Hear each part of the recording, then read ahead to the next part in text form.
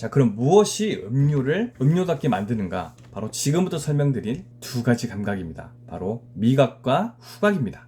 맛과 향이라는 거죠. 먼저 맛부터 보겠습니다. 맛은 우리 혀가 느낍니다. 자, 우리 혀는 5가지 맛을 구분해낼 수가 있습니다. 첫 번째는 단맛, 두 번째는 신맛, 세 번째는 쓴맛, 네 번째는 짠맛, 그리고 마지막 5번째는 약간 생소하실 수도 있지만 바로 감칠맛이라는 겁니다. 이 감칠맛이라는 것은 흔히 음식을 할 때 많이 사용하는 MSG의 맛인데요. 이 단순히 물에 MSG만을 타서 먹으면은 약간 느끼한 맛이 납니다. 하지만 이 감칠맛은 다른 맛과 함께 쓰였을 때 약간 풍미제처럼 다른 맛을 더 잘 느끼게 만들어주는 역할을 합니다. 다시 한번 정리해보자면 단맛, 신맛, 쓴맛, 짠맛, 감칠맛, 이 5가지 맛을 우리 사람의 혀는 구분해낼 수 있다는 겁니다. 그럼 이 5가지 맛 중에 음료에 사용했을 때 사람이 마시고 싶다라는 감정을 느끼는 맛의 조합은 무엇이 있을까요? 자, 정답부터 공개를 하자면 음료에 반드시 포함돼야 될 제 첫 번째 맛은 바로 단맛입니다.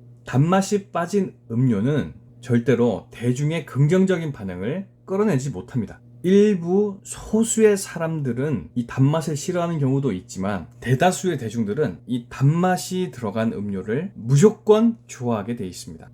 반대로 단맛이 없다면 그 음료는 대중의 선택을 받지 못할 확률이 큽니다. 하지만 그렇다고 해서 모든 음료가 단맛 위주로만 짜여지진 않아요. 모든 음료가 달다면 그건 너무 재미없는 일이 아닐까요? 자, 그래서 보통은 단맛 위에 다른 맛들을 하나씩 쌓아갑니다. 자, 단맛 위에 신맛을 한번 올려볼까요? 우리가 새콤달콤이라고 부르는 맛인데요. 레모네이드라든지 모히토 같은 음료에서 나는 맛입니다. 이것도 대부분의 사람들이 좋아하는 조합이에요.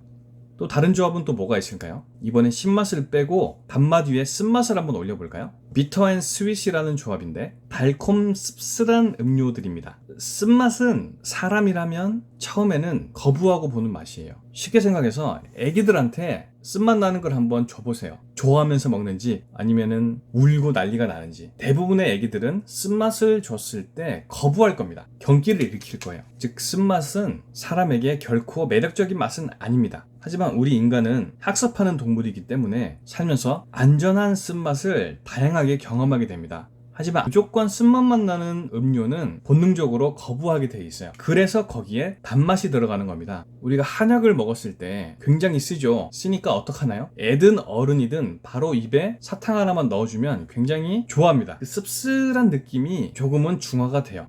실제로 음료 분야에서도 쓴맛이 나는 술들이 있습니다. 가장 대표적으로 캄파리라는 리큐르가 있는데요. 이탈리아에서 만들었고 대표적으로 네그로니라는 칵테일에 필수적으로 들어가는 달콤 씁쓸한 리큐르입니다. 이 캄파리가 들어간 네그로니라는 칵테일은 전 세계적으로 매니아층이 있어서요. 매년 네그로니 위크라고 하는 페스티벌이 열릴 정도입니다. 바로 지금이 네그로니 위크 주간이에요. 물론 코로나 때문에 작년처럼 대대적으로 행사를 진행하고 있진 않지만 칵테일을 좋아하시는 분들이라면 요즘 다양한 바들을 돌아다니시면서 각 바의 바텐더 분들께서 다양한 형태로 제공하는 네그로니 베리에이션 음료들을 드셔보실 수 있으실 겁니다.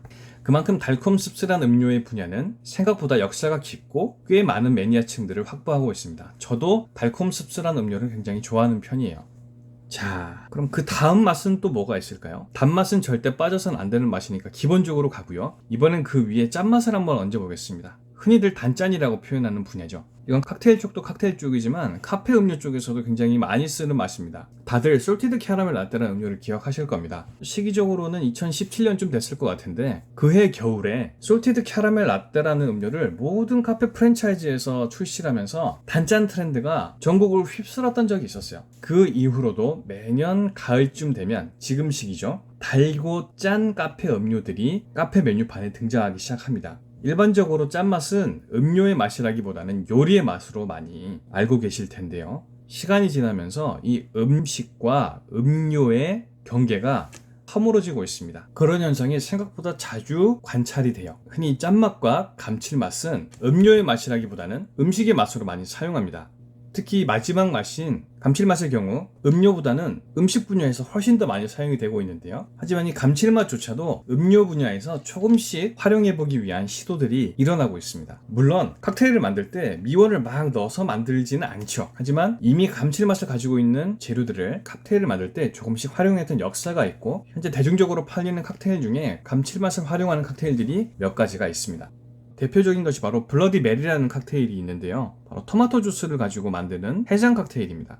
이 블러드 메리를 만들 때 소금, 후추, 우스터 소스, 그리고 타바스코 소스를 넣게 되는데요. 딱 들어봤을 때는 음식에 들어가는 재료들 같죠. 바로 이런 재료들을 가지고 블러드 메리를 만들게 되고요. 심지어 이 칵테일에 샐러리를 꽂아서 안주 삼아 같이 먹기도 하고요. 어떤 바들은 베이컨을 구워서 올리거나 구운 올리브를 같이 먹기도 합니다. 제가 마셔봤던 블러드 메리 중에 가장 충격적이었던 곳은 이태원에 있는 사우스 사이드 파라는 칵테일 바에서 판매하는 블러드 메리였는데요. 이 가게 같은 경우에 오너분 자체가 미국인이라서 그런지 이 블러드 메리에 대한 해석이 굉장히 독특하시더라고요. 즉 음료가 아닌 음식에 가까운 맛이었습니다. 하지만 뭔가 매력이 있었어요. 그때 신선했던 어떤 충격이 아직도 남아있는데, 즉 음식의 영역인 줄만 알았던 감칠맛이라는 것도 음료의 영역에서 얼마든지 잘 활용할 수가 있습니다. 물론 흔치는 않아요. 확실히 아직까지 감칠맛은 음료 쪽에서는 대중적으로 사용하고 있지는 않습니다. 자, 그럼 지금까지 알아본 이 5가지 맛 이외에 다른 맛은 없을까요? 흔히들 생각하시는 그 매운맛 또는 떫은 맛, 그렇죠?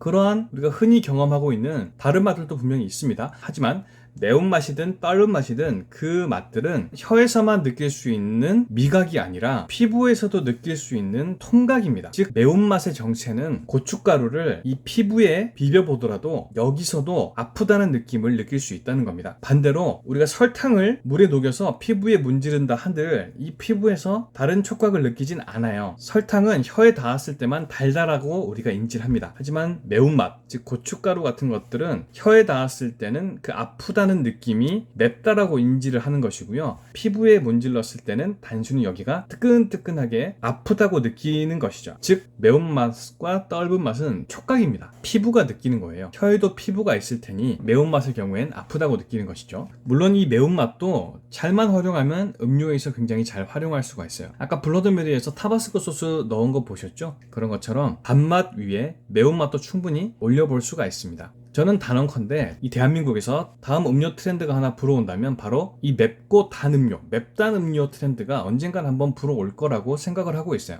왜냐면 우리 한국인들은 맵고 단 음식을 굉장히 좋아하지 않습니까? 음식에서 유행하는 맛이라면 분명히 언젠가는 음료 쪽으로도 넘어옵니다. 이게 시간이 걸릴 뿐이지 언젠가는 음료 분야에서 분명히 맵단 음료 트렌드가 불어올 겁니다. 이건 시간이 증명해 주겠죠. 한번 지켜보자고요.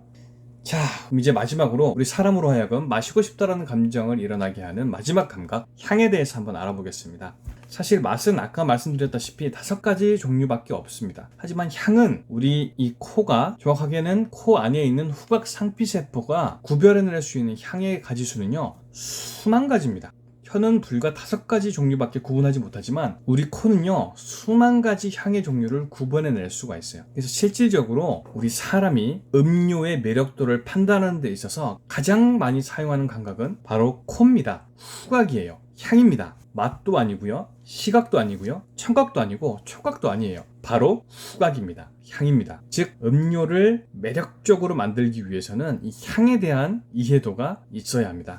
이 짧은 영상을 통해서 이 향에 대해서 깊은 얘기를 드리기에는 시간적인 한계가 있어요. 그리고 이거는 이론이라기보다는 경험에 근거한 내용들이 많기 때문에 정답이 있는 것도 사실 아닙니다. 단순히 플레이버 휠이라고 해서 향의 카테고리를 여러 가지로 나누고요. 이것을 계절별로 자주 사용하는 맛들의 조합을 찾아내서 시즌 메뉴를 구성을 한다든지, 또는 사람이 향을 느끼는 구간을 정해놓고 각 단계별로 어떤 식으로 향을 구성을 해야 하는지, 즉 아로마 단계, 노즈 단계, 팔레트 단계, 피니시 단계, 이 4가지 단계에 있어서 어떤 식으로 향을 구성하는 것이 사람으로 하여금 그 음료를 마시고 싶게끔, 즉 매력 있게끔 느끼게 만드는가가 결정된다는 겁니다. 하지만 그것을 지금 다루기에는 주어진 시간이 많이 부족하기에 이 부분에 대해서는 나중에 기회가 되면 다시 한번 조금 더 자세하게 설명드릴 수 있는 기회가 있었으면 좋겠습니다.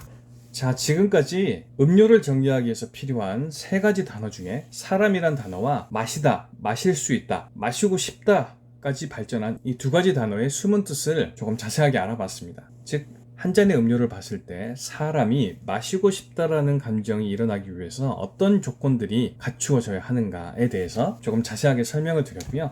마지막 단어인 액체라는 단어가 남아 있습니다. 사람이 마실 수 있는 액체, 이것이 바로 음료이기 때문에 마지막 단어인 액체에 대해서만 추가적으로 알아보면 우리는 드디어 음료가 무엇인지에 대해서 확실하게 알 수 있게 될 겁니다. 하지만 액체까지 다루게 되면 영상 길이가 너무 길어지니까 이번 주는 여기까지만 설명을 드리고요. 다음 주에 이어서 음료를 정의하는 데 필요한 그 액체라는 단어에 대해서 조금 더 깊이 있게 설명드릴 수 있도록 하겠습니다. 네, 그럼 이번 주도 저희 숲TV를 시청해 주셔서 감사하고요. 다음 주에 조금 더 유익하고 재미있는 정보를 가지고 다시 돌아오도록 하겠습니다. 혹시 오늘 영상 관련해서 궁금하시거나 질문하고 싶으신 것이 있으시면 언제든지 댓글 부탁드리고요. 좋은 영상이라고 생각되시면 좋아요, 구독, 알림종 설정까지 부탁드립니다. 주변에도 많이 추천해 주시면 감사하겠습니다. 네, 그럼 지금까지 숲TV의 숲해설가였습니다. 다음 주에 뵙겠습니다.